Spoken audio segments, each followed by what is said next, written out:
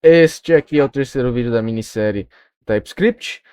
Hoje a gente vai ver como manipular o DOM, né, o Document Object Model, ou HTML, se quiser chamar também, pelo TypeScript, usando o Vite, ok?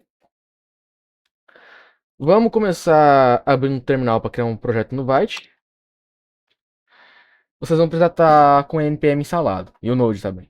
Então vem aqui, para criar um projeto Vite, vocês vão digitar npm create vite @latest. Dá Enter. Vocês vão dar o nome. No caso vai ser vídeo 3. Vocês vão escolher o Vanilla. Então vem aqui e faz. Vê se o Vanilla está selecionado. Dá Enter. Seleciona o TypeScript. Dá Enter. Projeto criado. Vão dar cd vídeo 3 aqui no terminal. Ou se vocês quiserem, vocês podem fechar o terminal agora e abrir no VS Code. Abrir a pasta.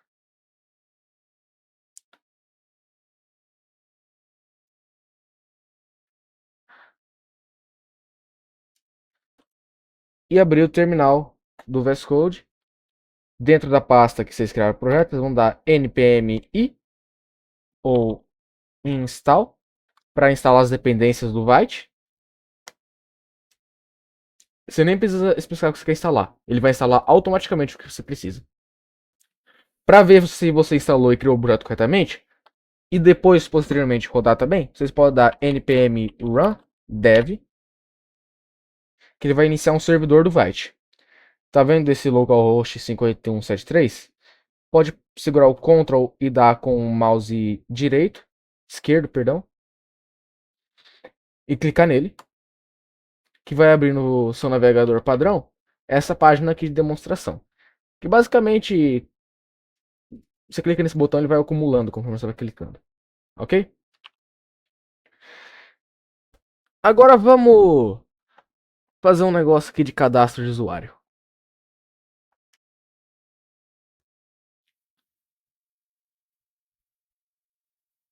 Na pasta source, ele vai ter um monte de coisa que a gente nem vai usar. A gente só vai usar o main TS. Então pode selecionar tudo isso aqui e só deixar o main TS. O public, você deixa esse Vite SVG, que é o ícone do index.html aqui. Vem aqui no main TS, apaga esse código que já está aqui. E vou mostrar para vocês como dar um alert depois que você clica em um botão, só para demonstrar o conceito básico de manipulação do HTML pelo TypeScript. Vem aqui no index.html, que está com script, type module, isso é importante, está com type module para puxar o TypeScript. E aqui vocês vão criar um button, sei lá, aperte-me, dá um ID aqui para ele, um btn press, copia, const, a variável pode ser o nome a constante barra variável, pode ser o nome que você quiser. Document.querySelector. Aqui dentro vocês vão colocar o tipo do elemento HTML que é. Como lá é button, lá dentro do HTML, vamos digitar HTML. Opa. Button element. Ele completa sozinho aqui pra gente. Parênteses. E aqui dentro, aspas, como se fosse uma string. E vocês vão colocar o ID do elemento lá, que a gente criou, o botão. É que nem no CSS, hashtag e o ID do botão, do elemento HTML. Para adicionar o onClick, basicamente, quando você usa o TypeScript e o Vite, você não pode usar onClick normal, que nem você usava aqui antes dentro do button. Você tem que vir aqui no TypeScript, botar a variável que o button está indo, aqui no caso é btn press, ponto add event listener. Ele coloca esse ponto de interrogação, por quê? Porque esse botão pode não existir aqui dentro do HTML, ok? E daí esse ponto de interrogação, ele é só para garantir que ele exista, sabe? Só que ele não funciona em todos os casos. recomendo colocar ponto de exclamação. Para você não ter que ficar escrevendo ponto de exclamação toda hora, vem aqui já na declaração da variável, aqui no caso da constante, e bota um ponto de exclamação no final, antes do ponto e vírgula. Daí fica certo já. O primeiro parâmetro do Event Listener é o evento. A gente, no caso, quer o clique. Daí a gente faz uma arrow function para executar o que a gente quer que aconteça. Aqui no caso, quando o botão for pressionado, vamos dar um alert. Oi. Vamos salvar. Botar ponto e vírgula, calma aí. Vamos salvar. E aqui, ó, você pode ver page reload source main TS 3 vezes. É que quando a gente muda qualquer coisa, seja no HTML ou no main TS ou um outro arquivo TS e salva, ele já muda automaticamente lá no navegador. Então se a gente vir para cá, já vai estar o botão aqui sem precisar recarregar a página. Vamos clicar nele, alert oi. Foi certinho. Aqui nesse vídeo eu vou fazer um exemplo de cadastro e listagem de usuário normal. Para não comer o tempo de vocês, eu vou fazer rapidão aqui a classe e o controller. Então vou acelerar o vídeo aqui enquanto faço. Ok, eu criei a classe user e ela só tem nome e data de nascimento. Nome é uma string, a data de nascimento é do tipo date. O date só guarda data e hora. Eu estou utilizando ele porque depois a gente vai comparar um date com outro e fica muito mais fácil usar um objeto date para comparar com outro do que tentar fazer o nosso próprio sistema de comparar datas. Tem o set e os gets normais. Também fiz o controller que no momento ele só cadastra um novo usuário aqui e lança um erro quando o nome é vazio. Antes da gente mexer no main.ts, manipular o HTML pelo TypeScript, vamos primeiro fazer algumas coisas aqui no HTML. Vamos criar os inputs.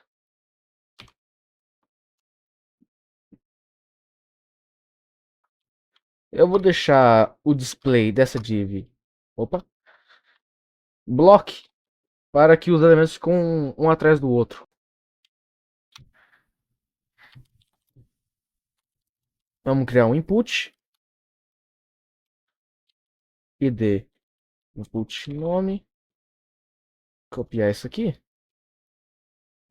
data de nascimento. Esse treco de botar o input dentro do parágrafo não é uma boa prática para HTML, mas o que eu estou mais focado aqui é mostrar como manipula o HTML pelo TypeScript que fazer um HTML bem formatado. Date opa, nascimento. Ok? E vamos mudar esse botão aqui para cadastrar. Ok? Vamos manter o mesmo ID para não ter que mudar lá no código. Vamos vir aqui e criar mais duas constantes, pode ser um let também, para os outros inputs. Ok? Vem aqui, copia o ID dele. Eu vou usar o ID dele como nome só para deixar mais bem organizado. Você lembra? Document, query selector. O tipo do elemento HTML aqui é input, então HTML input element. Opa, perdão. Parênteses, aspas, duplas ou simples. Coloca o ID, não esquece do hashtag. Para ele não ficar reclamando que pode ser undefined esse elemento aqui, porque talvez não exista, mas existe. Coloca um ponto de exclamação. Repete a mesma coisa pro date, o input de data de nascimento. Olha, o input aqui no código continua um HTML input element, porque a tag é a mesma, só muda o tipo dela. Esse tipo só importa na hora que for mostrar lá na página web do navegador. Eu vou mostrar isso depois, porque para puxar o valor desse cara é o mesmo código. Vamos vir aqui, vamos dar o nome da variável, vamos dar o ID. Agora nesse botão que a gente tinha feito, Vamos fazer ele cadastrar. Então, cadastrar, nome, ponto value, para puxar o que o usuário colocou lá dentro. Daí vamos colocar new date e o input data de nascimento, ponto value, para puxar a data que o usuário colocou. Vamos salvar. Vamos vir aqui. Tá certinho nosso HTML. Nome do data de nascimento, sei lá, 15 de 10 de 2024, cadastrar. Bom, a gente não sabe se fez alguma coisa. Então vamos lá, vamos colocar um console log aqui no controller users.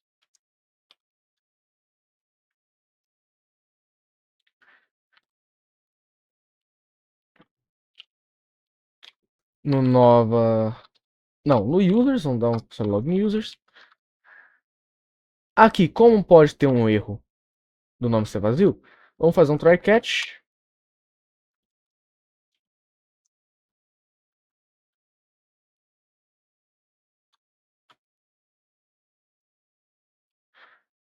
Como o erro que pode dar é um erro que o usuário não colocou o nome, então vamos vir aqui no HTML, vamos criar um novo parágrafo, vamos dar um ID para ele, p erro, vamos deixar vazio, copiar aqui, criar uma nova constante para ele, query selector, HTML paragraph element, parênteses, aspas, hashtag ID do cara, ponto de exclamação. Daí aqui dentro do catch, vamos colocar p-erro.innerText igual a error.message. Ele tá reclamando aqui. Por mais que esse cara que vai cair aqui no catch, o error, ele sempre vai ser do tipo erro. Ele não entende isso. Então vamos colocar aqui do tipo N, só para ele não dar uma mensagem de erro aqui. Coloquei um S a mais. Opa.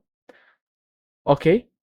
E eu quero também o meu P erro da cor vermelho. Então vamos colocar aqui style.color igual a red, como se fosse no CSS, só que a gente está fazendo pelo TS. Então, style é uma propriedade desse objeto aqui, tal como o inner text. Vamos vir aqui no Firefox de novo. Vou limpar esses caras aqui. Vamos, sei lá, colocar o João. Opa. 30/4/2008. Cadastrar ele aqui. E o João tá existindo. Se eu deixar um cara sem nome e tentar cadastrar, o nome não pode ser vazio. Se eu cadastrar um Pedro, colocar, sei lá, 4/10/2009. Cadastrar. Ele foi aqui dentro, ó. Mas não saiu essa mensagem. Então vamos resetar aqui dentro do try. Ou aqui dentro, ou aqui fora do Advanced Listener, não faz diferença. O p_erro.innerText vai ser igual a vazio. E o p_erro.style.color. O padrão é preto, então vamos colocar black. Aqui dentro, vamos supor que eu quero que apareça se cadastrou ou não. Então vamos colocar p_erro.style.color igual a green. Daí p_erro.innerText igual a cadastrado com sucesso. Opa.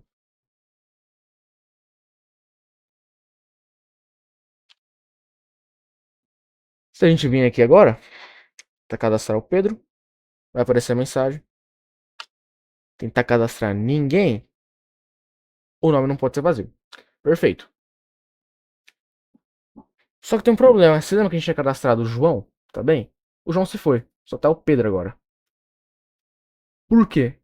Bom, toda vez que a gente salva os nossos arquivos aqui, o Vite recarrega. Toda vez que o Vite recarrega, toda a informação aqui no navegador se vai. Como a gente pode deixar essa informação permanente aqui? Com uma coisa que a gente chama de Local Storage. Vamos vir no controller Users e adicionar mais algumas linhas aqui no cadastrar. Vou vir aqui.